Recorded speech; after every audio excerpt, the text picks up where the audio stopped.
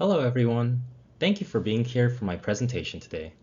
My name is Jiho Andrew Yoon, and I'm excited to guide you through today's presentation on a topic that often flies under the radar despite its serious health implications: sleep apnea.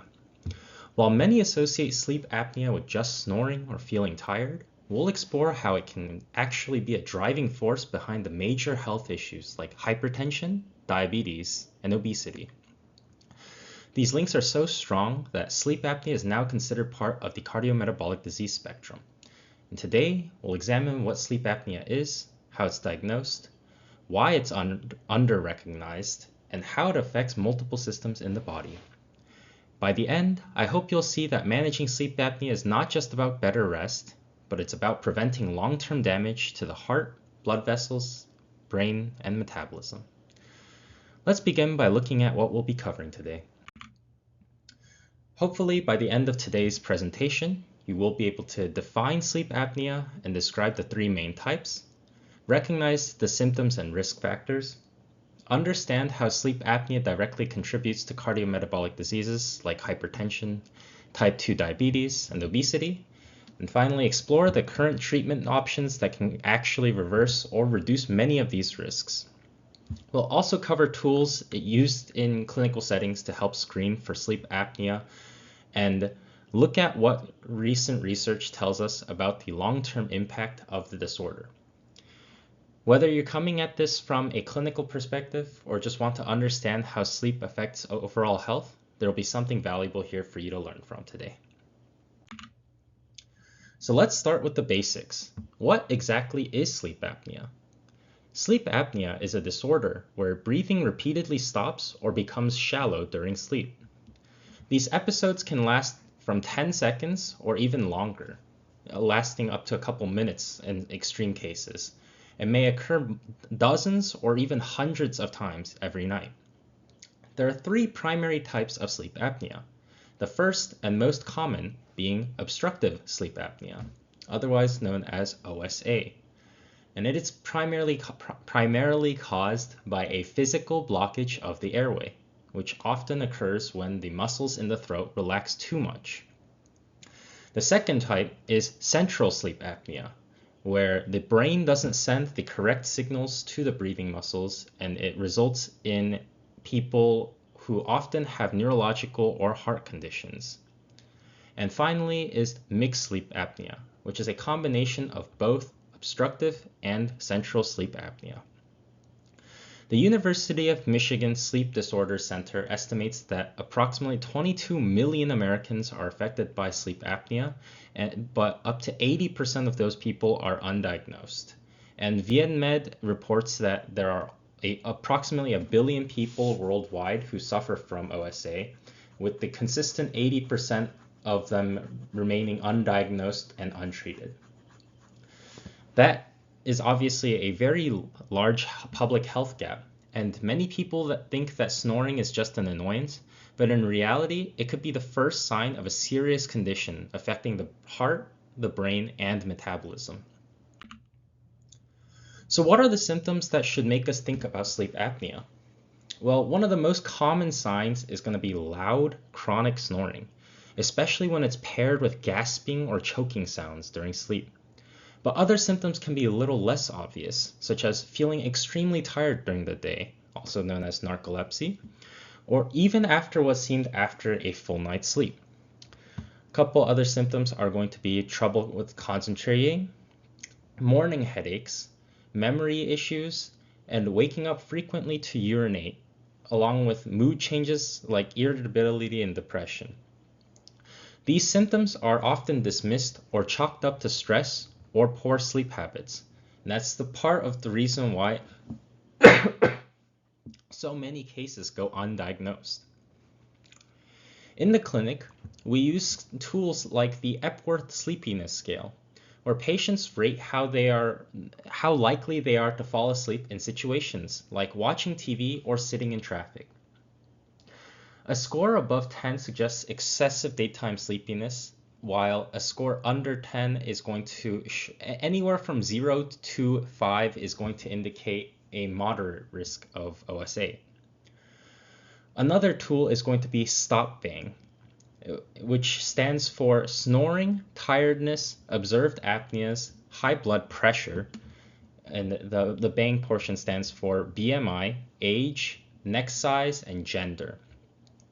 A score of 3 or higher means someone is at high risk for moderate to severe OSA. Using both of these tools together gives us a reliable way to know who should be referred for a sleep study. And just to add context, sometimes patients only discover they have sleep apnea after a partner notices their pauses in their breathing at night. So family input can be just as important as the clinical signs. Let's now look at who is at most risk for developing sleep apnea. Some factors are non-modifiable, which are things you can't change. These things include biological sex, age, family history, and the family history. For biological sex, men are more likely to have OSA, although women are often underdiagnosed due to different symptom profiles. And age is, patients above the age of 40 are more prominent in having OSA, and a family history of sleep apnea can definitely contribute to the development of sleep apnea. Anatomical factors like having a narrow airway, a large tongue, or a recessed jaw can also contribute to, or is a non-modifiable factor that can contribute to OSA. But there are many other risk factors that are modifiable. These include obesity, especially involved with fat accumulation around the neck and abdomen, smoking, which inflames the upper airway, alcohol use, which relaxes the airway muscles during sleep, and even nasal congestion, which particularly if it's chronic, then can cause excessive sleep apnea or chronic sleep apnea. According to the University of Michigan, is the single greatest modifiable risk factor, as people with a higher BMI have increased tissue pressure on the airway, which makes it more likely to collapse during sleep. And that is in relation to obesity. Interestingly, studies also show that as little as 10% weight gain can increase the likelihood of OSA risk by 6-fold. That tells us how sensitive the airway is to even minor changes in anatomy and weight distribution. So what's actually happening inside the body? In obstructive sleep apnea, the airway repeatedly narrows or collapses while the person is sleeping. When this happens, the brain senses low oxygen levels, often referred to as hypoxia, and briefly wakes the person up just enough to reopen the airway. These micro-awakenings happen over and over, sometimes up to hundreds of times in a single night. The person usually doesn't remember waking, but the result is fragmented, non-restorative sleep. But here's the real problem. The intermittent hypoxia, which is those repeated drops and rebounds in the oxygen, triggers a chain reaction. According to a 2017 study by Almendros and his colleagues, this pattern leads to oxidative stress, inflammation, and an overactivation of the sympathetic nervous system, also known as your fight or flight response. And according to research published in the European Respiratory Journal, this chronic stress damages the endothelium, or inner lining of the blood vessels, which disrupts the blood pressure and glucose control, even when the person is awake. So what might seem like a nightmare breathing issue ends up creating an around-the-clock strain on the heart, brain, and metabolic systems. In the image to the right, you can see exactly how the airway is being blocked once you see the airway collapsing or being obstructed partially. So let's talk about how we confirm a diagnosis of sleep apnea. The gold standard is a sleep study, also called a polysomnograph. It's usually done in a sleep lab with monitors, and the clinician or sleep professional is going to measure and record the brain waves, the oxygen levels, the breathing patterns, the heart rate, and even any key limb movements. The key metric we get from this is the Apnea Hypopnea Index, or AHI, which measures how many times breathing is disrupted per hour. As seen to your right, 5 to 15 events per hour is considered mild, 15 to 30 being moderate, and 30 or more is classified as severe. And according to the Verywell Health Center, for patients with fewer comorbidities or clear symptoms, a home sleep apnea test may be sufficient. It's less comprehensive, but much more accessible. And regardless of the method, the goal is to catch it early, because even mild sleep apnea can contribute to long-term health problems if left untreated. A healthy tip to follow is to always ask about daytime sleepiness, especially in professions like truck driving or machine operation, where untreated OSA can be dangerous or even fatal. And patients who present to the clinic with such symptoms should address these symptoms to their physician as soon as possible so that a diagnosis can be made. So now that we've covered what sleep apnea is and how it's diagnosed, let's take a step back and talk about cardiometabolic disease. What is a cardiometabolic disease? Well, this term refers to a group of interconnected conditions, including high blood pressure, type 2 diabetes, dyslipidemia, and obesity. These conditions often occur together and share underlying causes like insulin resistance, chronic inflammation, and vascular dysfunction, which ultimately increases the risk of progression of heart disease and diabetes. Sleep apnea contributes through inflammation, vascular stress, and hormonal imbalance, as explained in a 2020 review by Hart and the rest of his team. Think of cardiometabolic disease as a network, and sleep apnea is one of the silent drivers fueling that network. That's why it's critical that we don't treat it as just a nighttime issue. So now let's try to connect all the dots. How does disrupted breathing during sleep lead to serious metabolic and cardiovascular outcomes? Well, here's the chain of events. The airway collapses, which leads to oxygen deprivation, and the body will then wake up to restore the airflow, which causes the oxygen levels to rise again. And as we've previously discussed, this cycle can repeat anywhere from a dozen to a couple hundred times per night.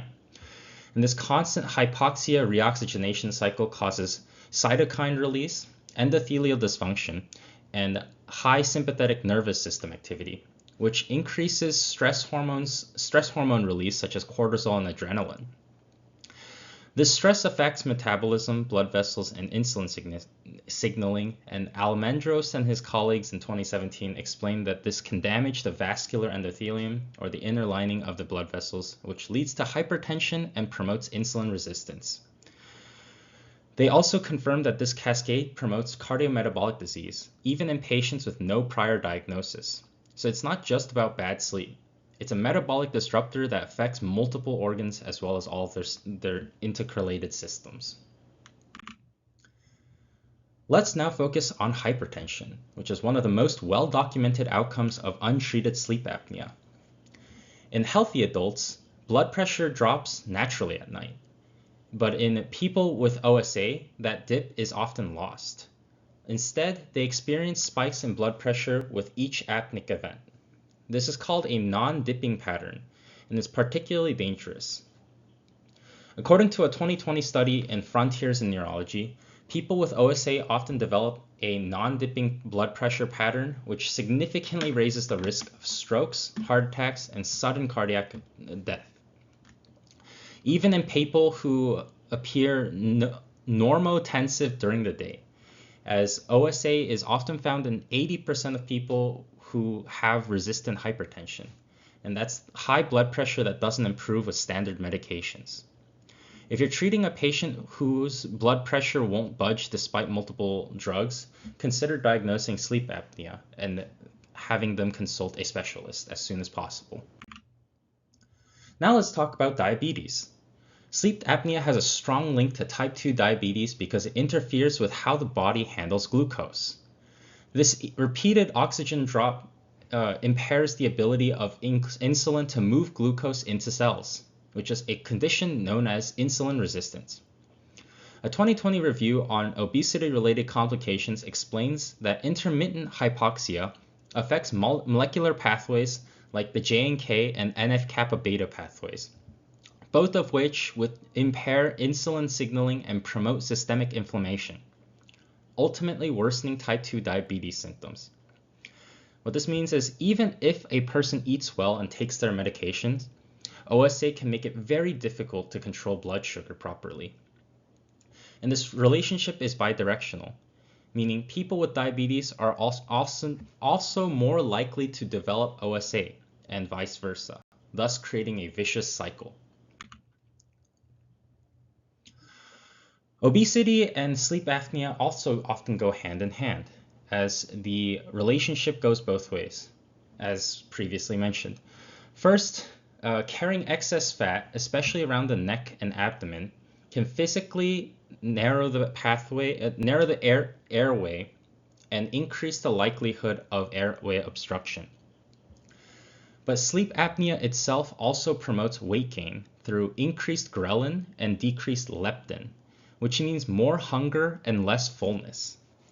Fatigue, which reduces activity, and poor glucose regulation, which leads to fat storage, can also help or are also promoted through sleep apnea, which are not good things as those factors contribute towards weight gain. The 2020 paper there was a 2020 paper review on how obesity-related pathways outline this cycle and how it is reinforced by inflammation in fat tissue, as well as impaired vascular function, which exacerbated both conditions, and they significantly deteriorated over a 10-year time period. This is why even modest weight loss, as little as 10%, can make a significant difference in sleep apnea severity and overall health improvement. Now that we've covered the risks, let's discuss what can be done. The golden standard treatment is going to be CPAP, which also known as continuous positive airway pressure. It delivers air at a set pressure to keep the airway open during sleep. CPAP reduces symptoms and improves blood pressure, glucose regulation, and quality of life. But it's very important to note that CPAP is not for everyone. Other treatment options include oral appliances to reposition the jaw and open up the airway, positional therapy, especially for back sleepers, weight loss, which improves the outcomes across all metrics, and surgical options such as uvulopalatopharyngoplasty, also known as UPPP, or nerve stimulation for the second type of sleep apnea. As treatment is individualized and long-term follow-up is ultimately key, and according to the University of Michigan's health system, adherence to the therapy significantly reduces cardiovascular events in moderate to severe cases. So now let's take a moment to review the most important takeaways from today's presentation. Sleep apnea is more than just snoring. It's a chronic condition that disrupts breathing and oxygen levels during sleep. Intermittent hypoxia and sleep fragmentation drive systemic inflammation, oxidative stress, and sympathetic activation. Sleep apnea is a major risk factor for hypertension, insulin resistance, and obesity, making it part of the cardiometabolic spectrum. The non-dipping blood pressure pattern seen in OSA raises cardiovascular risks even when daytime readings appear normal. Untreated sleep apnea worsens metabolic control in people with type 2 diabetes and may even contribute to its development. Diagnosis requires suspicion and screening tools, followed by sleep studies. Treatment is effective, with CPAP being the gold standard and additional tools like weight loss and oral devices playing important roles. Sleep apnea is treatable, but only if we catch it early. Increasing awareness and access to the screenings is one of the most cost-effective ways to reduce long-term cardiometabolic burden. So where do we go from here? Well, first, we need to recognize that sleep apnea is a public health issue, not just a sleep issue. It's deeply intertwined with cardiometabolic epidemics and affects millions of people, potentially up to 1 billion, depending on the estimates and who's counting. Most of these people who are undiagnosed and unaware of their condition. Clinicians must prioritize screening for sleep apnea, especially in patients with uncontrolled hypertension, obesity or metabolic syndrome, type 2 diabetes, cardiovascular disease, and other metabolic conditions. For patients, the call to action is simple. Don't ignore daytime fatigue or loud snoring. These are not just nuisances, and they may be early warning signs of deeper health problems. Public health leaders and health systems should aim to expand access to sleep studies, educate providers across all specialties, and promote insurance coverage for treatment devices like CPAP machines.